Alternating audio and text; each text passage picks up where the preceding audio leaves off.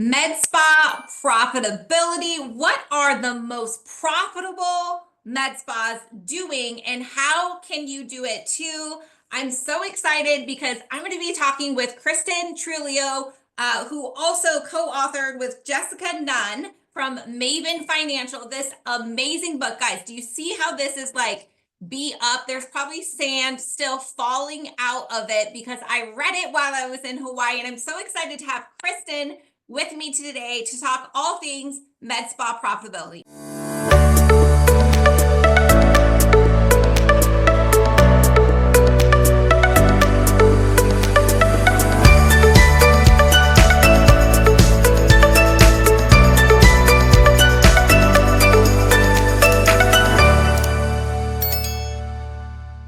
So excited. Let's dive in because I get so many questions every single day from my clients, from other med spas, wanting to know exactly how can I become more profitable. I'm working my tail off. I'm doing all the things, but am I doing them really correctly so that not only can I get great results and experience, but I can keep money in my pocket out of the end of the day? So let's start first off, like with what happened right in 2024 and where we're at in 2025. What is the state of the med spa industry? There was a lot of very unique things, I would say, in terms of the economy and just aesthetic practice performance that was happening in 24. And there's residual effects that are happening today in 25. And I think, as I start talking about this, a lot of you will be like, oh yeah, this happened to me too. But whenever we turn the corner into 24, 2024 seemed like it was going to be another really great year. We just came off of a phenomenal 2022 that was like just record breaking in terms of everybody was really experiencing this. I would call it like alpha growth. It was organic industry growth. If you had an aesthetic practice, you were organically and naturally growing because the industry was expanding. And then in 23, a lot of folks were continuing to feel that. Then in 24, there was a lot of things that started to shift.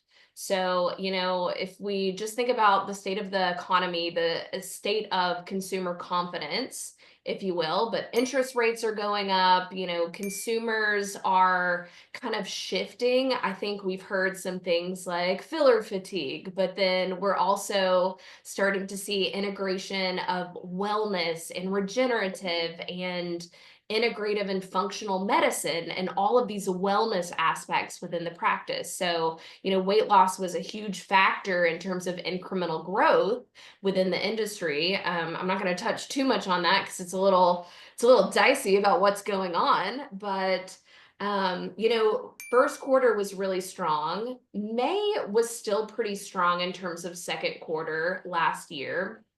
June and July, everyone in aesthetics really started feeling the squeeze.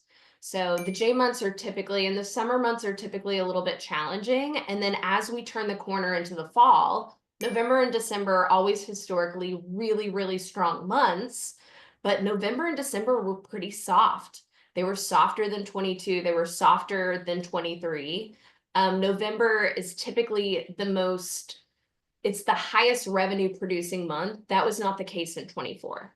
So a lot of interesting things in terms of consumer shift and what's going on with everything. We had an election year and we're still kind of writing off of, hey, this happened. We had 2 really great years. Last year was weird. How's 25 going to look? So in terms of what 2025 is looking like, it's looking like a mixed bag. So I'll kind of foreshadow with that. Why is it that some are flat and down and then others are growing? What can you contribute that to? So a lot of things. I will say we have recently compiled this financial performance report, and I mentioned we're hearing things like filler fatigue, and we're seeing this shift into just comprehensive wellness. So beauty from the inside to the outside. We've seen a lot of growth there. And I think, it's really important that if you want to be profitable, if you want to stay relevant, that you're going to have to be an early adopter in some of these things, and you're going to have to, really subscribe to the future of technology in terms of what the consumer is asking for. But what was really interesting with this filler fatigue thing, we saw absolutely no decline in filler. We actually saw increases in filler. Now, the point of that is, we're hearing all of these things, but the med spa space since 2018 has doubled. So if you've had your practice since 2018, you have double the amount of competitors in your backyard. So what does that mean for you? Well, you're going to have to, think about, well, what are the things that people are asking for in terms of technology? Are there other service lines that I need to be offering? And then how am I maybe a little bit better and a little bit smarter about how I'm thinking about driving incremental revenue, optimizing the revenue, and just making more, I'd say profitable and smarter business decisions in your practice. And when you meet with your clients monthly and they have, whether it's a down month or a down quarter, down year, right? I'm sure they're saying, okay, well, now what I do? What do I do now? Right? And what are some of the first things that you're telling them to, dig themselves out of this rut, of this hole? Yeah. So comprehensively, whenever we're starting to work with a med spa and a practice owner, we do a deep dive into the financials. So I want to understand what your revenue is. Have we been growing the revenue? Have we seen a decline? Are you less profitable because your revenue has decreased or because your expenses have increased? And are we within the right benchmarks? So we don't just look at the numbers. I want to see what percentage of your spend is payroll expense. What percentage are you spending on supplies? So in the last, this happens every year, all the vendors increase your prices that you're paying for consumables. Well, if you do not increase your prices to your patients, and if you continue to try to stay competitive by doing lots of promos and lots of events, you're taking an instant haircut to profit. So, you need to be very strategic and kind of think about some of those things. But, more than that, whenever I'm doing this financial assessment and I'm looking at the financials, specifically the P&L, I see revenue in one category. It's like all revenue. It's not broken out by your services. I have no idea if I'm looking at your P&L where the revenue came from and who produced it. So it's also really important that if you're wanting to essentially increase and grow, that you're looking at where did the revenue come from? Is it injectables? Is it filler? Is it regenerative? Is it laser? Is it esthetician services? Are you if you bought a laser, are you seeing the return on that investment? You should be looking at where the revenue is coming from, but also who's producing the revenue. So what providers do you have, and are they producing at an average level? Are they performing above average? So we spend a lot of time looking at the benchmarks in terms of the financials, but also how are your providers performing? What's their utilization percentage? What's the revenue per hour? What's their average revenue per appointment? Is this appropriate knowing that they're doing X, Y, and Z in terms of services? You're so right. If you really look at your numbers and all of the different benchmarks and categories, and I love that so much when you work with a client, that you're not just someone that's looking at, the total pie, one big number, or just two, expenses versus revenue, right? You're really breaking it down because the entire story, everything that you need to know is in the numbers to tell you exactly what you need to do, right? Exactly what you need to do. So we actually say that a lot of, like, all the time. So the numbers do tell a story. I do not have to physically walk into your practice. I just need to look at the numbers, but I need to look at the right numbers, and I need to know where the numbers should be. And I can tell you exactly what's happening. Are we doing comprehensive treatment plans? Are we rebooking? Hey, this is why your utilization percentage is low, because your providers aren't doing X, Y, and Z. Hey, this is why you're not as profitable. Like, payroll is showing a really high percentage. Well, your providers aren't optimized. The revenue is too low. This is why your consumables are too high. You're doing a million promos. You haven't raised your prices in 6 years. So, they tell a story, and, looking at that, I think really intimately understanding what that story is just helps you make better, smarter decisions and stay competitive. Yeah, absolutely. What are those top, KPIs and benchmarks that you're looking at, which you can definitely get like the full detail. There's a whole chapter on that in your book, but give us just a few that you really want people to focus on. Yeah. So if you get the book, you can actually download a copy of these benchmarks that I'm going to share with you.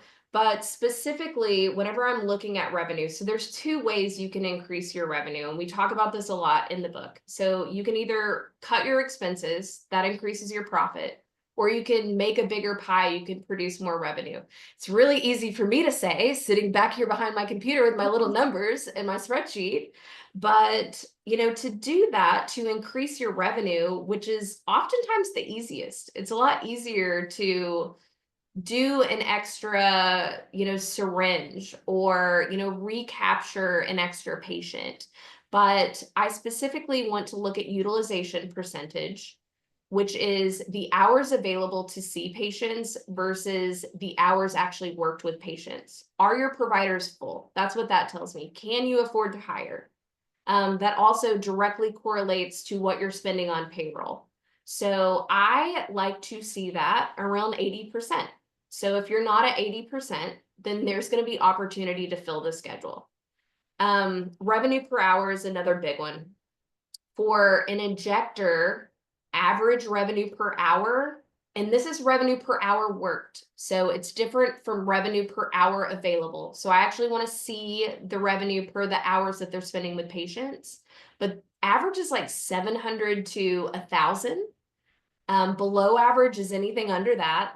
And then the top performing injectors are doing 1,500. I've seen some injectors that do 2,000. It's pretty rare. They definitely have an MA that's supporting them, and they're doing these liquid facelifts and all the things, or, liquid nose jobs. But anyway, that's kind of the benchmark for an injector. For an esthetician, depends on if you can do lasers or if you're in California and you're only allowed to use soap. But, there's quite a range there. But for the average esthetician, anywhere from like 125 to 150 is average. Ideally, if you've got a hydrofacial machine, if they are allowed to do lasers, I'll talk about the laser separately, but ideally like 250, 350 an hour would be a sweet spot. And then for a laser tech, would like to see that between 350 to 550, but high performing should be around 900 an hour. So, Yeah, and then it's the other really one, dependent on which type, based on their state, if they can do the bigger lasers or just the lower. for sure. That's a tricky one. Yeah. Yeah. So, and then the other one would be average revenue per appointment. So, and some of these things are kind of correlates to the average revenue per hour because it depends on what services they're doing and all of the things. But I can look at that number and I can see, like, are you letting the patient dictate what is happening? Like, did they book talks? And are they coming in and you're just giving them the 40 units that their other injector said, that they've always done? Or are you comprehensively treatment planning? Are you cross-selling? Are you really maximizing time with that patient in the chair? And that's really, really important right now. If you have double the amount of competitors around you, are you maximizing every single patient that walks through your threshold? Are you comprehensively addressing their pain points every time, every patient? Are you cross-selling? Are you adding retail? So there's lots of different things that you can do while the patient is physically in your chair. And the numbers are going to give you a good indicator of, am I doing well, or is there opportunity? Is there more juice to squeeze? Yeah. One of the myths that I think often is associated with working with a financial advisor like yourself is that they're going to say, stop spending money, cut this, cut that, right? But what I love about you, Kristen, is that you are also, yes, you need to be a good steward of your money, but you're also a believer in you got to spend money to make money. So what are some of those things that you identify Once you've done the proper cleanup and hair cutting, right? What are some of those things that you're advising people that are good investments that's going to help them generate more revenue? Yes. So we actually advise that folks spend more on marketing. So, and Caitlin did not pay me to say this whatsoever. But 9 times out of 10, when people start working with us, they're like, oh, a CFO, they're going to put me on a diet, they're going to put me on a budget. But we are looking at the financials comprehensively. So if you want to grow your profits, there's typically only so much we can do in terms of cutting expenses. We need to grow revenue. How do we grow revenue? We need more patient appointments, and we need to maybe retarget the patients that have already come in and seen us. We need to maximize every single appointment. So there are things that operationally with the staff that we need to do, but a lot of times we will assess what we're spending on marketing and where we're spending that money and determine that, hey, we actually need to spend more of that if this is our goal to grow revenue and to grow profit. And then another area, I'm on a CRM kick right now. So I've got a whole chapter in the book on CRM, and you can tell I was still on that kick whenever I was writing it.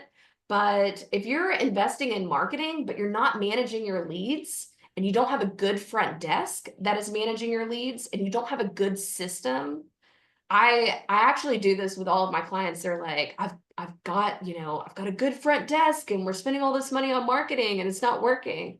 I'm like, no, I actually filled out your form on your website and nobody's called me yet. So you're not managing the money that you're spending on marketing. So it's kind of a comprehensive thing, but put the right people in the right place, spend in the right places on marketing, invest in a good CRM. And if you do those things, you're really going to be able to maximize getting patients in the door and then maximize those dollars that you're spending for marketing. So we want to grow the revenue. You're so right. People think that if you just put up an ad that they're going to click, they're going to show up and they're going to buy. But research shows it takes 8 to 10 touch points to convert a lead to an actual patient. And so if you're being short-sighted to be just like, oh, I tried it for a day, a week, a month, and like it didn't work, or I didn't get the ROI I was expecting. It's like, no, that's not how marketing works, right? You don't exercise for a week or a month and be like, I don't get why I can't get into my skinny jeans, right? It's never ending, right? And you have to do the follow-up to convert more leads to actual patients. If you want to increase your conversion, you can't just like be like, oh, my front desk, they tried calling them once and they sent an email. It's not working. There's so much competition. You're so inundated with so many different impressions from, digital, and even in your physical presence, right? That it just takes, in fact, the 8 to 10 touch points. I'm probably just aging myself, right? From a decade ago when I learned that, right? It's probably even more now with how much we're inundated like online in the digital space. So if you think that you can just, whether you're doing it in-house or even paying a marketing company, and you don't have that nurture follow-up sequence and utilizing all the tools in your tool belt, right? Like text, email, phone calls, voicemail drops, DMs, right? You are losing out. You are drastically increasing your acquisition cost. And it's your fault. It's not that the marketing platform doesn't work, right? Like you got to, it's like you can't just do a treatment and then not wear sunscreen, right? Like you have to do the second part to get the result that you're after. Literally, yes, straight to jail on all of that. It's very comprehensive, and I think so many people miss the mark and they miss the boat with that, and they think that throwing spaghetti at the wall and money at it is going to fix it. But there are some foundational things that if you're investing in marketing, are you also investing in the management of that? Do online shopping, buy anything off of like a retailer's store and give them your email and your sign up for the text. You're going to get a text a day, maybe more. I did this with Nordstrom recently and they are haunting me in my sleep Retail first is thing so in the good. morning. But there's no such thing as overactive touch, and it's really first too. So if somebody does a form, get there immediately and touch them like 12 times. call them, text them, send them emails. A lot of people are just not, kind of addressing some of these things. But if you're wanting to maximize your marketing spend, like that is certainly the place that is going to give you the most bang for the buck. Because I bet you're getting the leads, you're just not converting them to new patients. And it's because you're either slow too and you're not managing it. Yeah, or not. And I talked to someone yesterday, they were spending $12,000 a month on AdWords, but they were just waiting for someone. They weren't even collecting information. It was just like a click to call. So it's like, so what happens on the weekends or late at night or earlier in the morning outside of business hours, let alone when your front desk can't pick up the phone because she's checking someone out?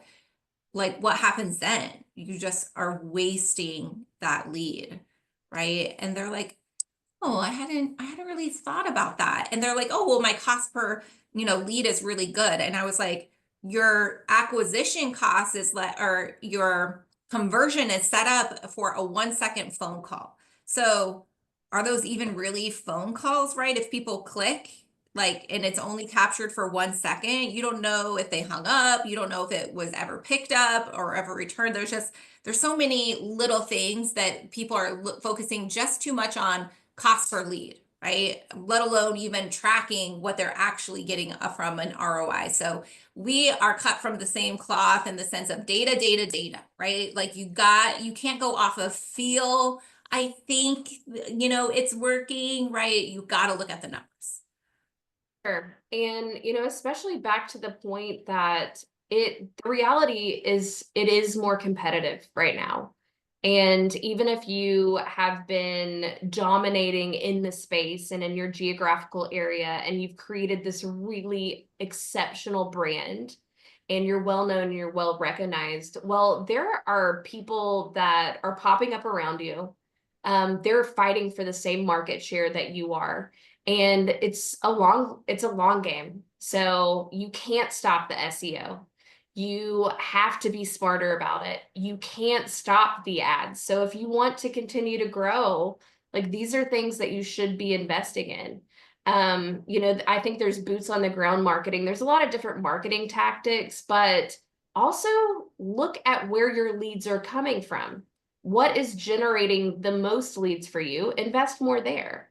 So be very thoughtful, look at the data. And I know it's easy for these data nerds to talk about this, but it's going to tell you where you should spend your money and where you should evoke your efforts.